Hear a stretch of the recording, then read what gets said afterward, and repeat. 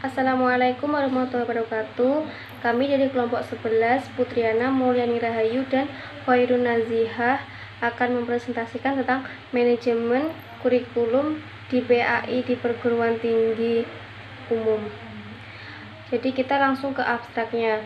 Setiap masa terdapat perubahan-perubahan yang signifikan dalam dunia pendidikan, sehingga pada prosesnya membutuhkan suatu rangkaian pengembangan kurikulum yang tepat dengan fondasi yang kuat agar arah tujuan pengembangannya itu jelas. Maka dari itu diperlukannya keberhasilan pada pendidikan dipengaruhi dalam aspek diantaranya yaitu kurikulum. Metode penulisan ini menggunakan kajian studi perpustakaan, mengelola data dengan analisis deskriptif, disajikan secara sistematis dan objektif. Hasil penelitian ini terdapat kesimpulan latar belakang, yaitu yang pertama, agama Islam merupakan agama yang diturunkan oleh Allah SWT melalui utusannya Nabi Muhammad SAW untuk menyempurnakan akhlak.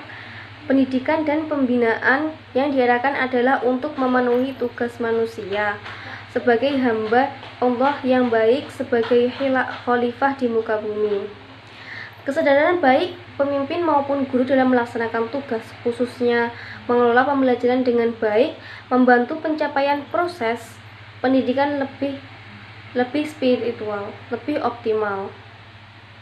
Simpulan penelitian yang dilaksanakan pencapaian dengan metode kajian studi ini, kepustakaan ini menunjukkan bahwa pentingnya manajemen kurikulum pengajaran atau proses transfer ilmu saja.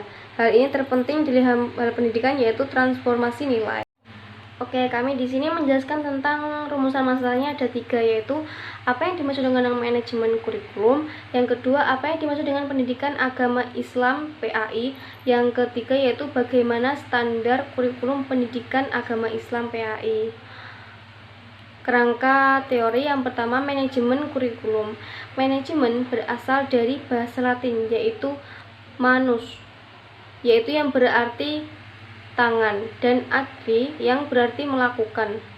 Gabungan kedua kata ini yaitu manager, yaitu berarti mengendalikan. Menurut John, Eccles, dan Hasan, manajemen dalam bahasa Inggris dikenal dengan manage, yang berarti mengurus, mengatur, melaksanakan, dan mengelola. Oke, jadi kita langsung ke kurikulum. Kurikulum merupakan alat yang sangat penting bagi keberhasilan suatu pendidikan. Tanpa kurikulum yang sesuai, bagi dan tepat, akan sulit untuk mencapai tujuan. Fungsi kurikulum merupakan alat untuk mencapai tujuan pendidikan, yaitu alat untuk membentuk manusia seutuhnya sesuai dengan visi, misi, tujuan, dan pendidikan nasional. Beberapa fungsi manajemen kurikulum antaranya yaitu meningkatkan efisien pemanfaatan sumber daya kurikulum, meningkatkan keadilan pada kesempatan pada siswa untuk mencapai hasil belajar yang maksimal. Yang ketiga, untuk meningkatkan relevansi dan efektivitas pembelajaran sesuai dengan kebutuhan peserta didik.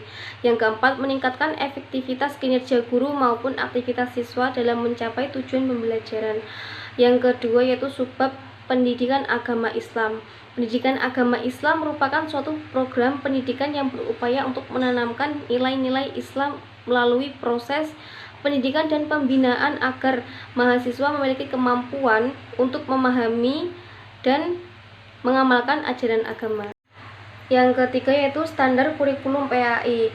Menurut Muhajir dan dalam Muhaimin, di dalam teori kurikulum setidaknya terdapat 4 pendekatan yang dapat digunakan dalam pengembangan kurikulum, yaitu yang pertama, pendekatan subjek akademis, yang kedua, pendekatan humanistis, yang ketiga, pendekatan teknologi, dan yang keempat, pendekatan rekonstruksi sosial. Nah, pendekatan subjek akademis itu menyusun kurikulum atau program pendidikan yang didasarkan pada sistematis yang disiplin ilmu masing-masing. Yang pendekatan humanistis yaitu pengembangan kurikulum bertolak dari ide memanusiakan manusia. Yang ketiga itu pendekatan teknologis dalam menyusun kurikulum atau program pendidikan bertolak dari analisis kompetensi yang dibutuhkan untuk melaksanakan tugas-tugas tertentu. Oke, yang terakhir itu Pendekatan rekonstruksi sosial berasumsi bahwa manusia adalah sebagai makhluk sosial yang dalam kehidupannya selalu membutuhkan manusia lain, selain hidup bersama, berinteraksi, dan bekerja sama. Tugas pendidikan terutama membantu agar peserta didik menjadi cakap dan selanjutnya mampu ikut bertanggung jawab terhadap pengembangan masyarakatnya. Sekian, akan dilanjut dengan Mbak Khairun Nazihah. Terima kasih. Baik, selanjutnya yang kita bahas yaitu hasil dan analisa. Sebelumnya kami mohon maaf dari pemateri karena dalam sajian materi kali ini tidak ada contoh konkret manajemen kurikulum di perguruan tinggi umum. Akan tetapi kami akan membahas mengenai analisa pengembangan manajemen kurikulum yang berbasis humanistik dan juga teknologi di perguruan tinggi umum. Adapun model yang kami pakai yaitu pengembangan kurikulum dari model Seiler, Alexander, dan Lewis yang menawarkan beberapa tahapan. Adapun tahapan yang pertama yaitu perumusan filsafat. Nah, di mana perumusan filsafat atau filosofis ini sasaran yaitu visi dan misi lembaga perguruan tinggi tersebut, yang semuanya bersumber dari analisis kebutuhan mahasiswa dan juga analisis kebutuhan masyarakat. Nah, perumusan filsafat ini didasarkan pada kajian-kajian dalam filsafat pendidikan Islam yang berisikan interaksi antar manusia, pendidik, dan peserta didik untuk mencapai tujuan pendidikan. Selanjutnya yaitu tujuan umum dan tujuan khusus yang dituangkan dalam proses tujuan pembelajaran yang disusun dalam silabus dan rencana pembelajaran semester atau RPS, dan satuan acara perkuliahan yang isinya meliputi aspek-aspek pengembangan diri, kemudian kompetensi sosial, keterampilan penguasaan iptek, dan juga spesialisasi atau penguasaan keterampilan bidang pendidikan agama Islam. Yang selanjutnya yaitu desain kurikulum, di mana desain kurikulum ini menyangkut pola pengorganisasian unsur-unsur atau komponen-komponen kurikulum yang terbagi menjadi dua dimensi. Adapun dimensi yang pertama yaitu horizontal dan dimensi yang kedua yaitu vertikal. Dimensi horizontal ini berkenaan dengan penyusunan dari lingkup isi kurikulum, sedangkan dimensi vertikal itu menyangkut penyusunan bahan berdasarkan urutan tingkat kesukaran, baik bahan yang tersusun dari bahan yang mudah menuju kepada yang lebih sulit atau diawali dari yang dasar diteruskan dengan lanjutannya. Nah, selanjutnya yaitu implementasi kurikulum. Adapun implementasi kurikulum di sini yaitu sebagai translating plans into action, yang merupakan tujuan mewujudkan atau melaksanakan kurikulum ke dalam bentuk yang nyata di kelas, yaitu proses transmisi dan transmisi segenap pengalaman belajar kepada peserta didik.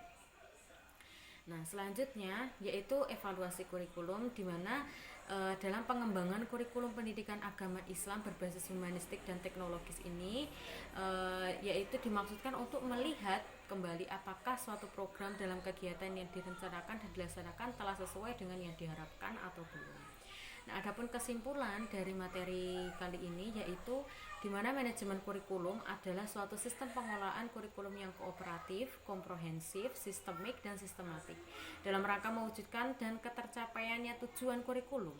Nah, ruang lingkup manajemen kurikulum itu yaitu diantaranya perencanaan, pengorganisasian, pelaksanaan, dan juga evaluasi. Nah, kurikulum sendiri setidaknya terdapat 4 pendekatan yang dapat digunakan dalam pengembangan. Yang pertama, pendekatan subjek akademis, kemudian pendekatan humanistik, ketiga pendekatan teknologis, dan keempat pendekatan rekonstruksi sosial. Pelaksanaan pengembangan kurikulum pendidikan agama Islam ini dikembangkan di perguruan tinggi umum, dilaksanakan berdasarkan analisis kebutuhan baik yang datang dari internal maupun eksternal. Seperti itu, mungkin kurang dan lebihnya penjelasan dari kelompok kami mohon maaf.